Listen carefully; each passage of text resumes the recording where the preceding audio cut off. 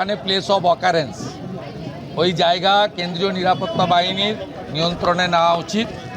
আর গতকালের পরিকল্পিত হামলাও তদন্তের দায়িত্ব সিবিআইকে দেওয়া উচিত, কারণ গতকাল প্রায় 1.5 থেকে 2,000 একটি বিশেষ সম্প্রদায়ের শান্তি বাহিনীকে হাওড়া থেকে, কামারহাটি থেকে এবং বেলগাছিয়া থেকে জড়ো করে এই হামলা করা হয়েছে। এটা নিন্দার কোনো জায়গা নেই। আমরা নন্দীগ্রামের লোকরা হ্যাবিচুয়েটেড। আমরা হনুমান পূজার দিন হামলা দেখেছি, আমরা জানি এরা কি করে। আমি জিতেছি বলে এখানে হিন্দু লোকগুলো বেঁচে আছে, সব শেষ করে দিত। 2021-এ দেবব্রত মাইতিকে খুন করেছে, এবারের লোকসভা ভোটেও রথিবালা আড়িকে খুন করেছে। মমতা বলছে যে আদালতের নির্দেশে সিবিআই যদি হয় ঠিক আছে, কিন্তু যারা দোষীরা যেন শাস্তি পায়, নির্দোষ যেন শাস্তি না। দোষী তো উনি নিজে। দফা 1 দাবি 1 মমতা ব্যানার্জির পদত্যাগ। দফা 1 দাবি 1 মমতা ব্যানার্জির পদত্যাগ।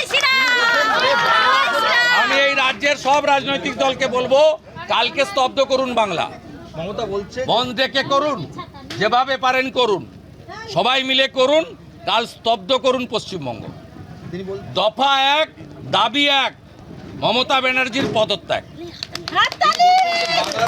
দফা 1 দাবি 1 মমতা ব্যানার্জির পদত্যাগ। কালকে 2,000 বিশেষ সম্প্রদায়ের লোককে জড়ো করে ডাক্তারি ছাত্রদের উপর আক্রমণ করেছে। ক্ষমার অযোগ্য। এই টাউন ক্লাবে যারা ককটেল মেরেছিল, পেট্রোল বোম, যারা দেবব্রত মাইতিকে খুন করেছিল চিল্ল গ্রামে, যারা মনসা বাজারে রথিবালা আড়িকে খুন করেছিল, ওই মডেল কলকাতার লোক দেখছে। আমরা তো আগে দেখেছি, তাই নন্দীগ্রামের লোক ওদের ভোট দেয় না। নন্দীগ্রামের লোক আগে থেকে প্রস্তুত হয়ে গেছে। কলকাতা বুঝুক এবারে। তথাকথিত সেকুলারিজমের ঝান্ডা নিয়ে ঘুরেন যারা, তাদেরকে বলুন। যারা বলেন না ভাই ভাই ভাই ভাই, তাদের বলুন।